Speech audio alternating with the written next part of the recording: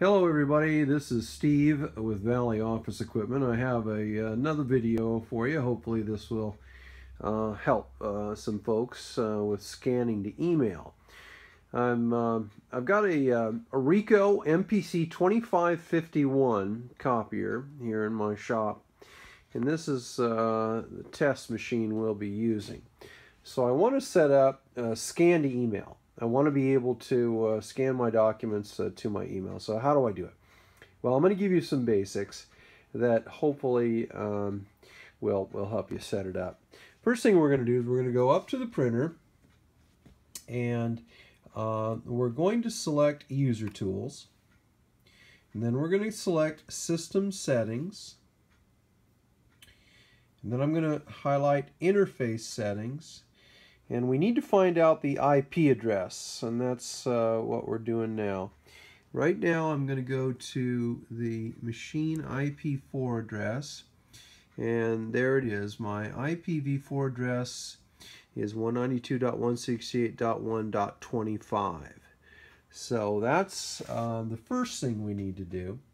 Let me just show you real quick that again. So again, I'm going to go to User Tools, System Settings, Interface Settings, and then the IPv4 address right there.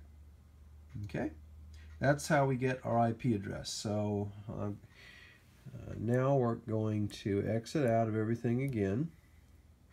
We're going to go over to a computer,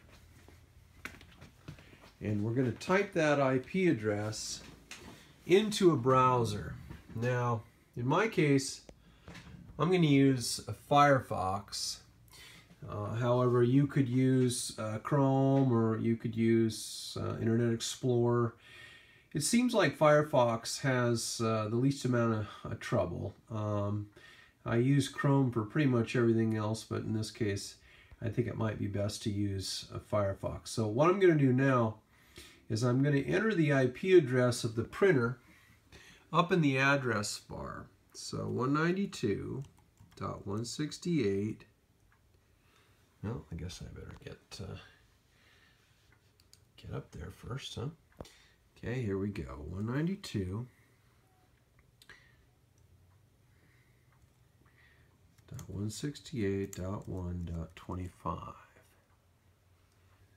Okay, and press enter. Okay, now back up just a little bit. This is what the printer is going to look like when you log into it. You're going to be using the web image monitor, and what we want to do once we enter the IP address into the address bar there, the browser, we want to log into it as an administrator. And the login is right up here to the right, and you're going to log in. Okay, and then you're going to enter in the user name, which is admin. Okay. And what I'm going to do is, you always want to leave the password blank. Generally, it's going to always be blank. Now, you may have some rare cases where you might have to type in the word password or admin, but it should be just blank. So now we're going to log in as an administrator. Okay. Now what we're going to do is we're going to go over to configuration. Then we're going to go to email. Now I've already entered in these fields, so I'm just going to show you. Administrator email address. In my case, I just put testscans@valley.com, testscan@valley.com, and that's a pretty flexible. You can enter in pretty much any address you want there. Okay, now I'm going to leave the reception alone. I'm going to go straight down to SMTP, and this is what I've entered in for my settings. This is my email server that I'm using right now for this test, mail.smtp2go.com, and then my port number. You could, you'll have your own email server, or so that's going to be a little bit different. Obviously, you want to keep your authentication bullet here turned on. You're going to use your username and authorized email address. In this case, testscans@valley.com. And then, of course, you're going to do your password. I'll go ahead and click change, even though I'm not going to enter in the password. But you'd enter the password of that user's email right here twice. Okay, and then press OK. Now I'm going to press cancel because I've already done that. Okay, that's essentially all you need to do. I can scroll down here, and there's really I don't really think you need to fill in any other fields here. Okay, and then you press OK.